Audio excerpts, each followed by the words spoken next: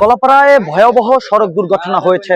তবে সবথেকে দুঃখের বিষয় হলো যে মাথার যে টুপিটা রয়েছে সেই টুপিটা কিন্তু এখনো সেই সড়কেই পড়ে রয়েছে এবং সড়কের পাশে যে ইজি বাইকটি রয়েছে সেই ইজি বাইকের উপরে আমরা আপনাদেরকে সেই দৃশ্য দেখানোর চেষ্টা করছি যে অর্থাৎ কুয়াকাটা থেকে ছেড়ে আসা কি ইজি বাইকে এখন পর্যন্ত যতটুকু তথ্য আমরা জেনেছি এখন পর্যন্ত আমরা স্পষ্ট না। তবে 7 থেকে 8 জন যাত্রী নিয়ে অটো বা ইজি বাইকটি কুয়াকাটা থেকে ছেড়ে এসেছে কলাপাড়ার উদ্দেশ্যে।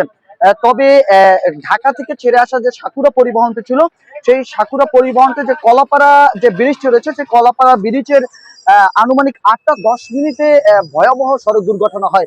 সেই সড়ক দুর্ঘটনায় ইতিমধ্যেই অনেকের অবস্থা কিন্তু ভয়াবহ রয়েছে। কলাপাড়া 50 শয্যা বিশিষ্ট হাসপাতালে প্রাথমিক চিকিৎসা শেষে তাদেরকে বরিশাল, পটুয়াখালী এবং ঢাকায় উন্নত চিকিৎসার জন্য তাদেরকে পাঠানো হয়েছে।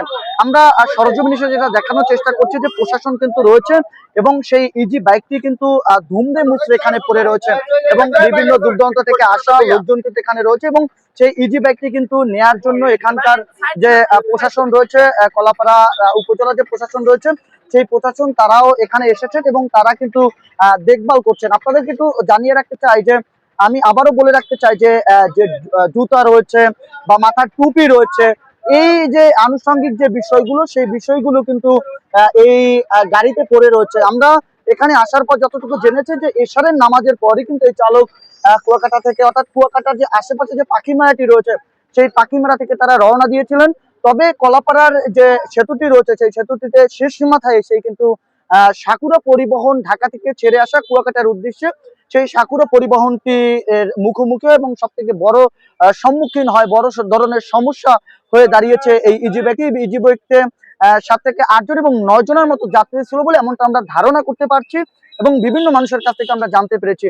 এর মধ্যে ইজি বাইকে যারা রয়েছে সকলের অবস্থাই কিন্তু ভয়াবহ বলে এমনটা আমরা জানতে পেরেছি। তবে একটি বিষয় আমরা লক্ষ্য করেছি, ইতিমধ্যে যে দুর্ঘটনার যে বড় ধরনের সড়ক দুর্ঘটনায় যারা আহত হয়েছেন সেই আহত ব্যক্তিদের কিন্তু তাৎক্ষণিক কলাপাড়া উপজেলা নির্বাহী কর্মকর্তা মোহাম্মদ কাউসার আহমেদ তিনি কিন্তু সরজমিনে চলে এসেছেন এবং সেই বিষয়গুলো দেখেছেন।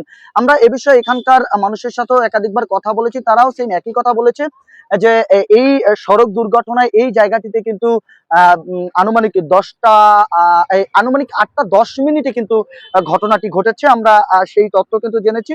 আমরা দেখার চেষ্টা করছি সেই গাড়িটি কিন্তু বিভিন্ন থানায় নেওয়ার জন্য কিন্তু চেষ্টা চলছে এবং বিভিন্ন প্রশাসন কিন্তু এখানে তৎপর রয়েছে। তবে এই বিষয়টি আমাদের সব থেকে বেশি যেটা নজরে পড়েছে, ঘটনা হওয়ার সাথে সাথে কিন্তু উপজেলা নির্বাহী কর্মকর্তা মোহাম্মদ কাউসার আহমেদ তিনি কিন্তু ঘটনাস্থলে চলে এসেছে এবং কলাপাড়ার যে 50 শয্যা বিশিষ্ট হাসপাতাল রয়েছে সেই 50 শয্যা বিশিষ্ট হাসপাতালে এমার্জেন্সিতে তাৎক্ষণিক সেই আহতদের চিকিৎসা দিয়ে কলাপাড়া আর থেকে তাদেরকে বরিশাল, ঢাকা এবং পটুয়াখালীতে উন্নত চিকিৎসার জন্য রেফার করা হয়েছে।